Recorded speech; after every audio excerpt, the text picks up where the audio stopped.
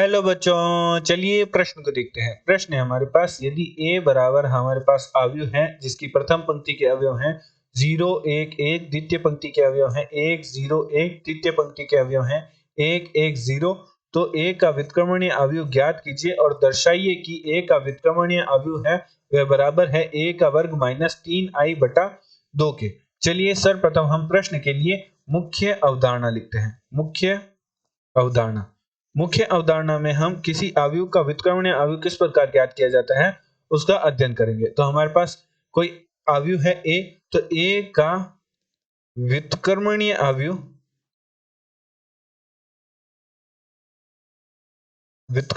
अवयव का सूत्र हमारे पास होता है जो कि कुछ इस प्रकार होता है कि a का व्युत्क्रमणीय अवयव का सूत्र होता है 1 बटा सारणिक a गुणा एडजॉइंट a। तो निम्न सूत्र की सहायता से हम किसी अवयव का व्युत्क्रमणीय अवयव ज्ञात करते हैं। व्युत्क्रमणीय अवयव का अस्तित्व तभी ही संभव है जब सारणिक a का मान 0 के बराबर ना हो। अतः प्रश्नानुसार प्रश्न में हमारे पास a बराबर अवयव दे रखा है जिसकी प्रथम पंक्ति के अवयव हैं 0 1 1, द्वितीय पंक्ति के अवयव हैं 1 0 1, तृतीय पंक्ति के अवयव हैं 1 1 0 एवं प्रश्न में हमें a का व्युत्क्रमणीय अवयव ज्ञात करने को कहा है। तो चलिए सर्वप्रथम हम सारणिक a का मान ज्ञात करते हैं। तो सारणिक a का मान ज्ञात करने के लिए हमें सारणिक a ज्ञात करनी होगी, अर्थात a की हमें सारणिक लेनी होगी।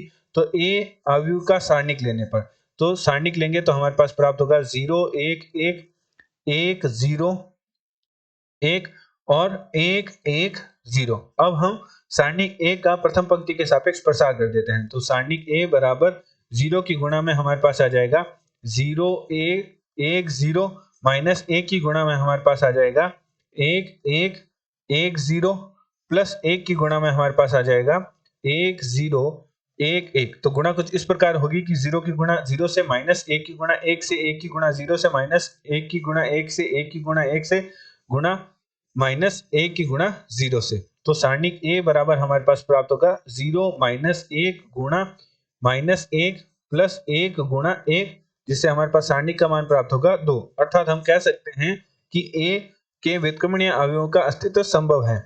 तो a के व्युत्क्रमणीय अवयव ज्ञात करने के लिए हमें एडजॉइंट a ज्ञात करना होगा। एडजॉइंट a ज्ञात करने के लिए हमें अवयव a के सहखंडज ज्ञात करने होंगे। तो अवयव a के सहखंडज हमारे पास कुछ इस प्रकार ज्ञात किए जाएंगे। हमारे पास पुनः यहाँ हम a अवयव लिख लेते हैं। तो a अवयव हमारे पास है जो कि है a अवयव हमारे पास है 0 1 1, हमारे पास a अवयव है जो है 0 1 1 1 0 1 और 1 1 0। यह हमारा रफ कार्य है। यहाँ हमने a अवयव लिख लिया। अब हम a अवयव के सहखंडज अवयव निकालते हैं। तो a अवयव के सहखंडज अवयव a1 बराबर होगा हमारे पास होगा गुणा में हमारे पास आ जाएगा 0, प्रथम पंक्ति प्रथम स्तंभ के अवयवों को छोड़ते हुए अन्य अवयव लिखे जाएंगे। तो 1 1 0, तो हमारे पास प्राप्त होगा माइनस का 1। गुणा इस प्रकार होगी कि 0 की गुणा 0 से माइनस 1 की गुणा 1 से। इसी प्रकार a 1 2 लिखा जाएगा माइनस 1 की गुणा में हमारे पास आ जाएगा जो हमारे पास आ जाएगा प्रथम पंक्ति द्वितीय स्तंभ के अवयवों को छोड़ते हुए लिखेंगे। तो 1 1 1 0, तो गुणा कुछ इस प्रकार होगी कि 1 की गुणा 0 से माइनस 1 की गुणा 1 से। तो हमारे पास हल करने पर प्राप्त होगा जिसका मान हमारे पास प्राप्त होगा प्लस का 1। इसी प्रकार हम a 1 3 के लिए लिखते हैं। तो हमारे पास a सहखंडज a 1 3 का मान हमारे पास कुछ इस प्रकार लिखा जाएगा 1 0 1 1, अर्थात प्रथम पंक्ति तृतीय स्तंभ के अवयवों को छोड़ते हुए अन्य अवयव लिखेंगे तो हमारे पास मान प्राप्त होगा 1। इसी प्रकार हम a 2 1 के लिए निकालते हैं। तो माइनस हमारे पास प्रथम स्तंभ द्वितीय पंक्ति को छोड़ते हुए अवयव लिखेंगे। तो हमारे पास प्रथम स्तंभ द्वितीय पंक्ति के अवयवों को छोड़ेंगे तो 1 1 1 0, तो गुणा करने पर हमारे पास मान प्राप्त होगा 1। इसी प्रकार हम a 2 2 का मान निकालते हैं जो कि हमारे पास कुछ इस प्रकार लिखा जाएगा 0 1 1 0, तो गुणा करने पर हमारे पास मान प्राप्त होगा माइनस का 1।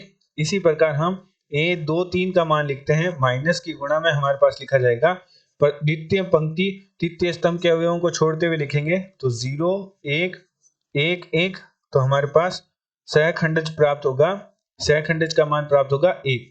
इसी प्रकार हम ए 3 1 का मान निकालते हैं, जो कि हमारे पास लिखा जाएगा ए 3 1 का मान लिखा जाएगा 1 1 0 1, तो हमारे पास हल करने पर मान प्राप्त होगा 1। इसी प्रकार हम ए 3 2 का मान लिखते हैं, तो माइनस गुणा में हमारे पास लिखा जाएगा ए 3 2 का मान लिखेंगे, जो कि लिखा जाएगा 0 1 1 1 0 1 1 1, तो हल करने पर हमारे पास प्राप्त होगा प्लस का 1। इसी प्रकार हम ए 3 3 का मान लिखते हैं, जो कि हमारे पास लिखा जाएगा सहखंडज ए 3 3 का मान हमारे पास लिखा जाएगा 0 1 1 0 0 1 1 0, हल करने पर हमारे पास मान प्राप्त होगा माइनस का 1।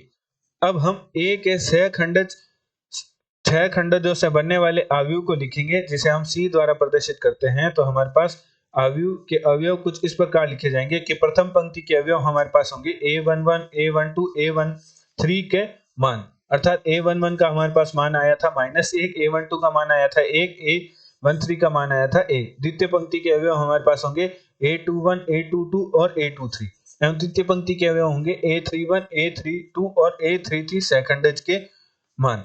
तो हमारे पास जो ए अवयव के सहखंडजों से बनने वाले अवयव के अवयव हमारे पास होंगे -1 1 1 1 -1 1, और हमारे पास प्राप्त होगा 1 1 -1।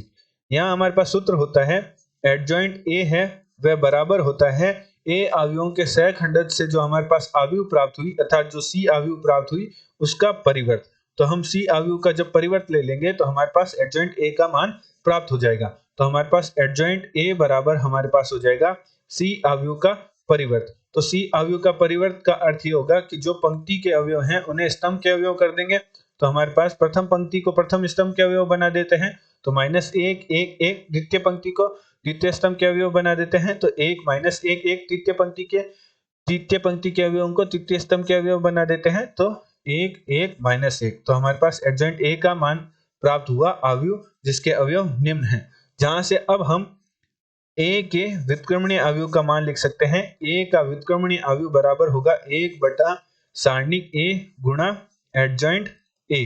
तो हमारे पास एडजॉइंट ए का मान है, अवयव हमारे पास है, और सारणिक ए का मान हमारे पास है, तो ए का व्युत्क्रमणीय अवयव हमारे पास होगा 1 बटा ए का जो सारणिक का मान हमारे पास 2 प्राप्त हुआ था, और एडजॉइंट ए हमारे पास सारणिक प्राप्त हुई जिसके अवयव निम्न प्राप्त हुए -1 1 1 1 -1 1 और 1 1 -1। तो मान रख देते हैं, तो हमारे पास प्राप्त होगा -1 1 1 1 -1 1, और हमारे पास प्राप्त हुआ 1 1 और -1। तो हमारे पास ए के व्युत्क्रमणीय अवयव का मान प्राप्त हुआ, सारणिक जिनके अवयव हमारे पास प्राप्त हुए -1 बटा 2 1 बटा 2 1 बटा 2 1 बटा 2 -1 बटा 2 1 बटा 2 1 बटा 2 1 बटा 2 और -1 बटा 2। अतः प्रश्न अनुसार प्रश्न में हमें ए का व्युत्क्रमणीय अवयव ज्ञात करने को कहा था, और साथ ही साथ दर्शाने को कहा था कि ए का व्युत्क्रमणीय अवयव का मान बराबर है ए का वर्ग -3i बटा 2 के। तो इसे हम समीकरण 1 नाम दे देते हैं। अब हमें प्रश्न अनुसार हमें दर्शाना है कि ए के व्युत्क्रमणीय अवयव का मान है वह बराबर होगा ए का वर्ग -3i बटा 2 के। तो हम दाएं पक्ष को लेते हैं, तो दाएं पक्ष में हमारे पास है ए का वर्ग -3i बटा 2, जिसे हम कुछ इस प्रकार भी लिख सकते हैं कि 1 बटा 2 गुणा ए का वर्ग -3i। तो मान रखते हैं, ए का मान रखते हैं, तो हमारे पास मान आएगा 1 बटा 2 की गुणा में हमारे पास हो जाएगा ए का वर्ग, जिसे हम लिख सकते हैं अवयव ए गुणा ए। तो अवयव ए का मान हमारे पास है 0 1 1। प्रश्न में हमें अवयव ए का मान दे रखा है, जिसके अवयव कुछ इस प्रकार हैं 0 1 1 1 0 1 और 1 1 0 की गुणा हम ए अवयव से करेंगे, तो 0 1 1 1 0 1 1 1 0 -3 गुणा i का अर्थ होता है 3 गुणा 3 कोटि की इकाई अवयव। तो 3 गुणा 3 कोटि की इकाई अवयव के अवयव होंगे 1 0 0 0 1 0 0 0 1। तो अब हम अवयवों की गुणा करेंगे तो अवयवों की गुणा कुछ इस प्रकार होगी कि प्रथम अवयव की प्रथम पंक्ति के संगत अवयवों की गुणा द्वितीय अवयव की प्रथम स्तंभ के संगत अवयवों के गुणाओं के योग के बराबर होगा। तो हमारे पास गुणा करने पर हमारे पास अवयव प्राप्त होगी 1/2।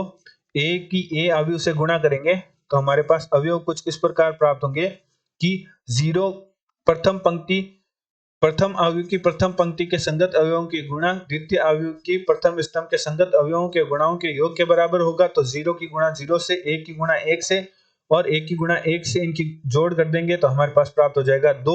इसी प्रकार 0 1 1 की गुणा 1 0 1 से करेंगे तो हमारे पास प्राप्त हो जाएगा 1 0 की गुणा 0 1 1 की गुणा 1 1 0 के संगत अवयवों के गुणाओं के योग से हमारे पास प्राप्त हो जाएगा प्रथम पंक्ति तृतीय स्तंभ का अवयव। तो हमारे पास अवयवों के अवयव कुछ इस प्रकार प्राप्त होंगे 2 1 1। अब द्वितीय पंक्ति के अवयव ज्ञात करने के लिए प्रथम अवयव की द्वितीय पंक्ति के अवयवों की गुणा द्वितीय अवयव के प्रथम स्तंभ के संगत अवयवों के गुणाओं के योग से हमारे पास द्वितीय पंक्ति प्रथम स्तंभ के अवयव का मान प्राप्त होगा जो कि प्राप्त होगा 1।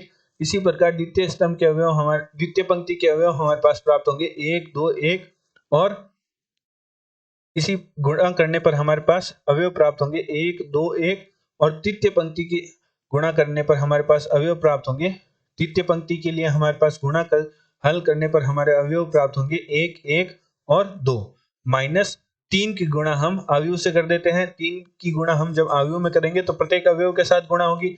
तो गुणा करने पर हमारे पास अवयव के अवयव प्राप्त होंगे 3 0 0 0 3 0 0 0 3। तो अब हम घटाव कर देते हैं तो किन्हीं दो अवयवों का घटाव उनके संगत अवयवों के घटाव के बराबर होता है। तो 2 - 3 करेंगे तो -1 प्राप्त होगा। 1 - 0 करेंगे तो 0। 1 - 0 करेंगे तो 1 प्राप्त होगा। 1 - 0 करेंगे तो 1 प्राप्त होगा।